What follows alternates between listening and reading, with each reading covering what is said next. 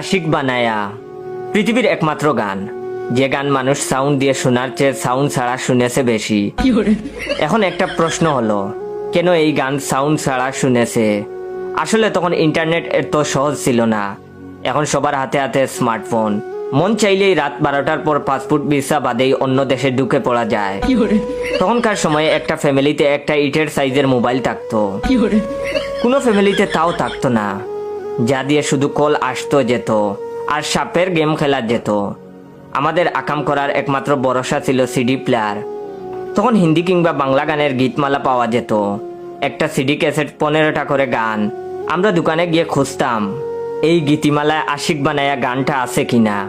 অন্য গান full sound দিয়ে শুনতাম, কিন্তু আশিক বানায়া গান আসলেই দরজা জানালা বন্ধ, সাউন্ড অফ, শুধু মন ভরে দেখতাম।